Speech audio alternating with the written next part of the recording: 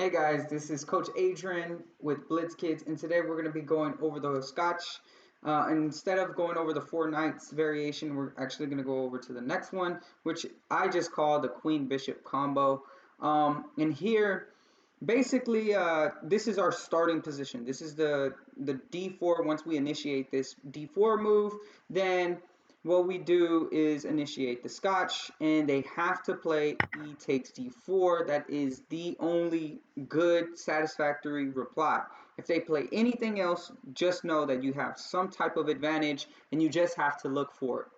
Now, once they play here, we're going to recapture with Knight takes D4, and let's say after this move, they play Bishop to C5. So this right here is grounds to, and we're going to be going over Knight to F6, Bishop to C5, and Queen to H4. So in our next video, we'll play Queen to H4 and explore those moves. But for today's topic, it's Bishop to C5. And Bishop to C5, in my opinion, is the most popular move just in general against the Scotch. So there's a different strategy with Bishop to C5 and Knight to F6. So the Knight to F6 is pointing at E4, and the whole point is to really just hammer at this E4 square. But with Bishop to C5, we're actually not even attacking E4. So our strategy is switched up to the D4 square, and we'll notice that the Knight and Bishop are both converging on the Knight on D4. So this guy is the target, and the square is the target as well. So there is a move that we should play, and that is Bishop to E3. We should keep up with that development factor from our opponent. If our opponent develops, we need to develop too. If our opponent doesn't develop, we need to develop anyways. So after Bishop to E3, the Bishop on E3 is just protecting on D4, okay, and developing a new piece. Now our opponent can play something very clever, which is Queen to F6. Now, if you don't know about the Scotch, this move could seem very odd. And the reason why we play Queen F6 is because there's a tactical trick. So let's say our opponent plays something like, Knight to F6 here, or Knight to E7. They're both just normal developing moves. But let's say Knight F6 because you're like, oh, well, I'm going to play Knight takes E4 very next move. I might even mix this variation with the other variation, the Queen Bishop combo variation with the four Knights variation. But this is actually a really bad move because now we can play Knight takes C6, and we'll notice that this Bishop is hanging here. So you have to recapture this Knight because I have pressure here on D8. So let's say we play B takes. Now after Bishop takes C5 and something like Knight takes E4, well, this is pretty much game over because I want a piece, and I mean I have moves like this as well, and this is pretty much winning for white. I mean, you're just down a piece. So there's a tactical shot setting up with Bishop to E3, which forces us to play Queen to F6. But Queen F6 does something else too. It does some good. It actually puts pressure on the knight. So if we're not paying attention to that center and we play something like Bishop to E2 or Bishop to C4, then they're going to capture here 3 times. So we must play pawn to C3 here. And this does take away the knight from maneuvering to the C3 square. So in a way, black got something out of this move. And it develops the queen. And the queen is actually secure now that we move this bishop, and this knight is no longer on F3. I can't play my bishop to G5 to attack the queen. So there's no worries about the position of the queen on F6. It's very playable. Now, the next move is just Knight G to E7, getting ready to castle by black. So that's good. But now I like this move, Bishop to C4.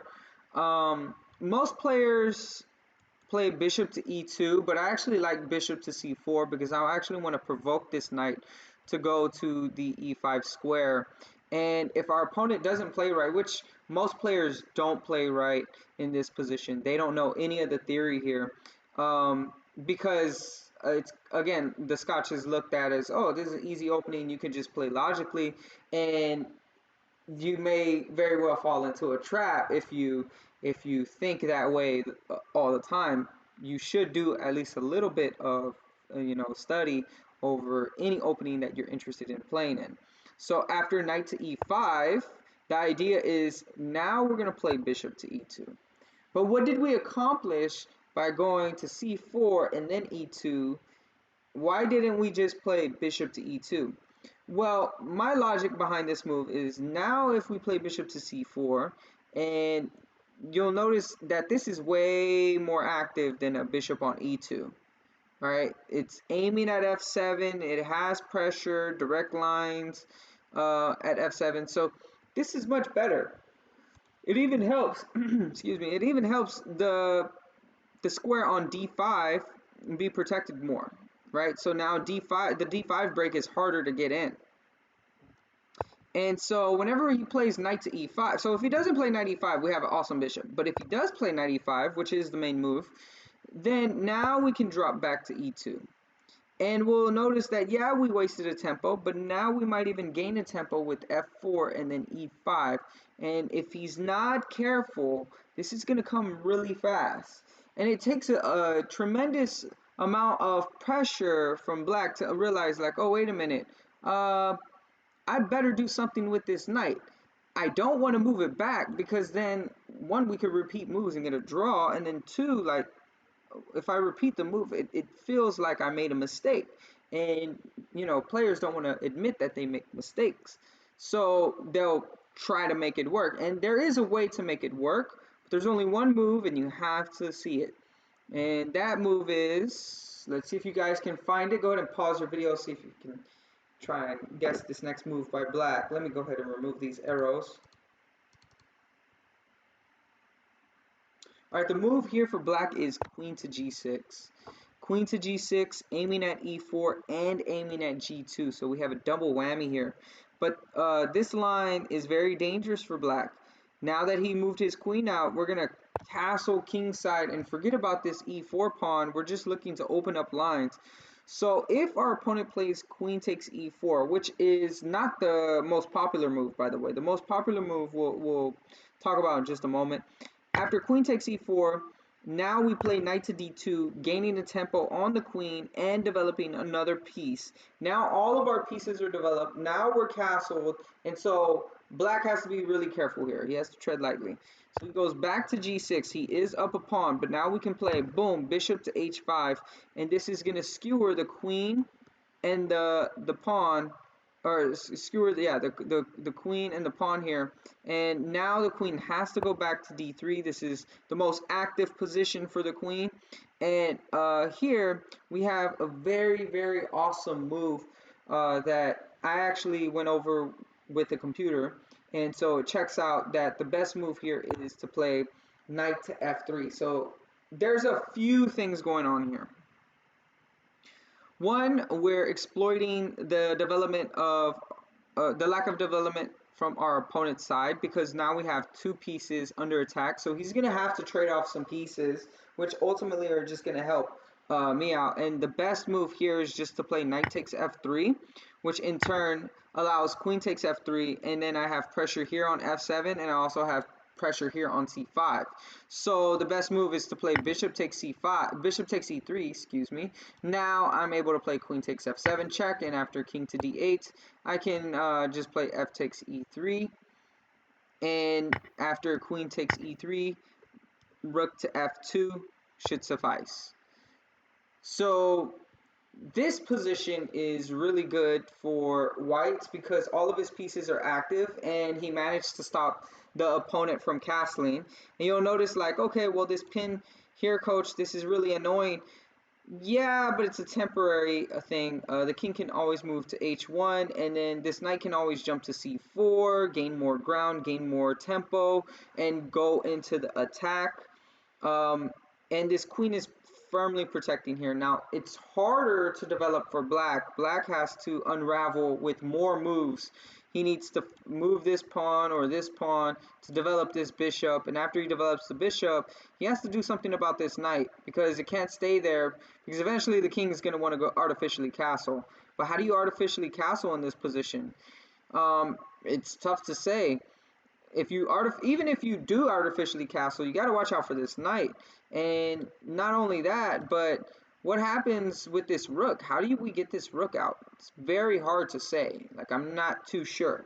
So there's that, and then this rook can't counterattack, and that's kind of annoying. So black will probably look for a way to get this rook down the f-file to maintain some pressure on this rook. But I don't see it. I really don't. So this position is really good for white. And even though we kind of went down the rabbit hole, we're here at move 16. This is a really good position to have. You have a nice attacking position, and his king will be unsafe for the rest of the game. So let's go back. Where were we at? We were here. So after castle, our opponent's best response here would be something like pawn to d6, and after which we would simply play pawn to f3, which now secures the pawn on e4. Now it's important that you don't play something like f4 here, because it's like, okay, well, now if the knight moves out of the way, then maybe I can play something like e5 or maybe even f5 and just attack.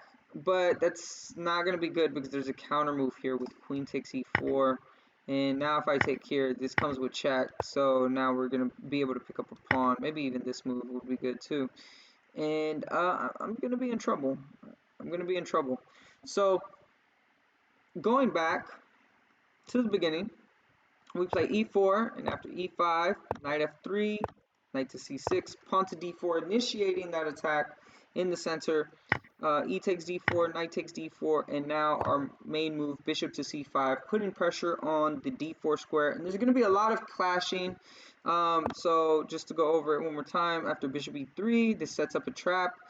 If we play queen to f6, that's the main move, but you can't even play something like pawn to d6 because this is going to be disastrous. After knight takes c6, b takes c6, bishop takes c5, d takes c5, queen takes d8.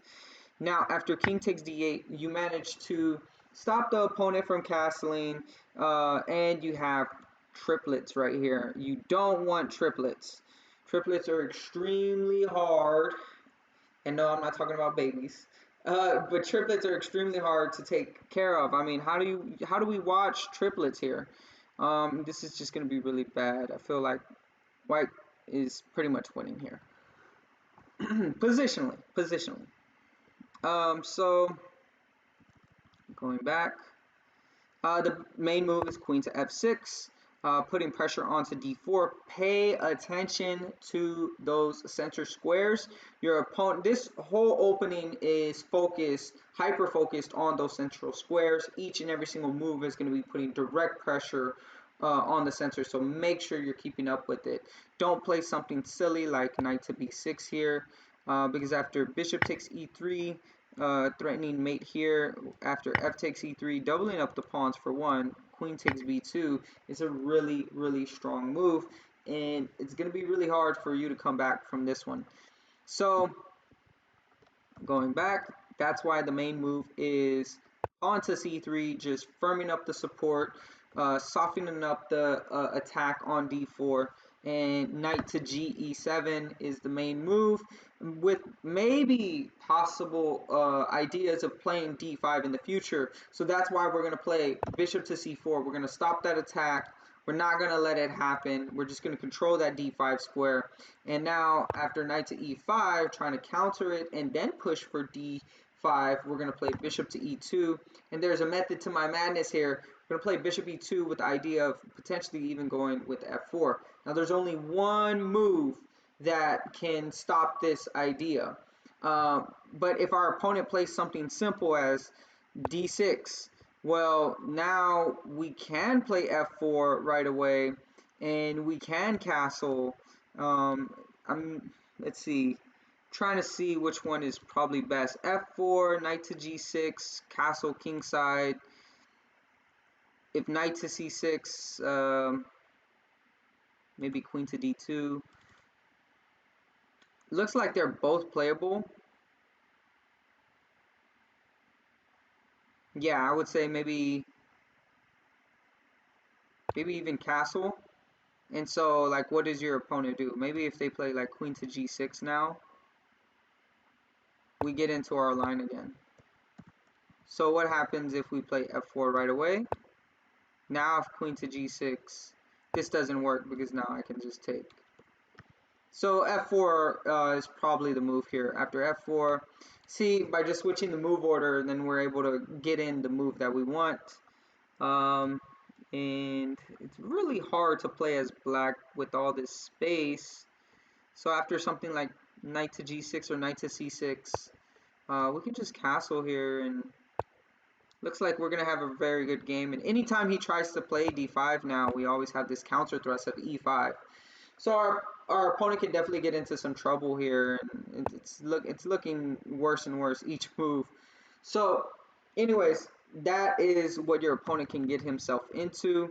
So let's say they play queen to g6, which is the only move to really survive as black here.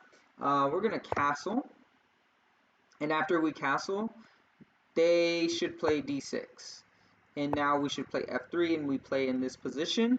But if they go for queen takes e4, knight to d2, queen to g6, and now bishop to h5, skewering the queen and the pawn. Queen to d3, and now this marvelous move. Do not forget this move. Knight to f3, attacking the bishop on c5 and the knight on e5, and they have to do something about it.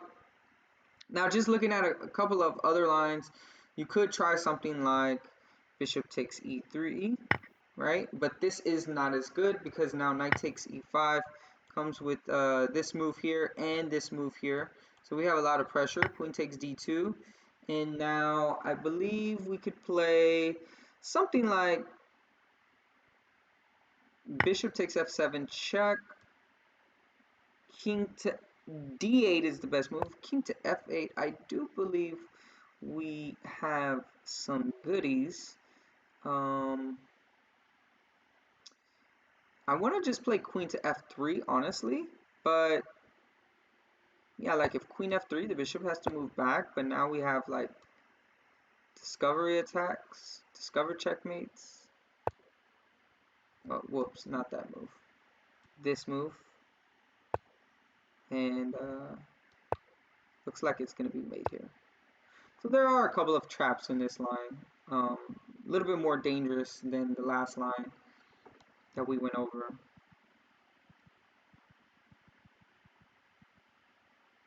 There might even be some other goodies up in there. And yeah, you could even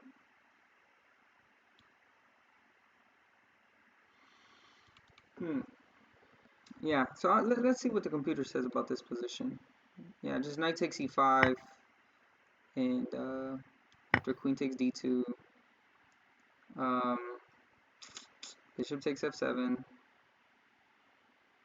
but maybe even better might be queen f3, slightly better. Queen f3, and he has to castle. But I like bishop takes f7. I don't like him castling. Let's play bishop takes f7. King to d8 is the best move.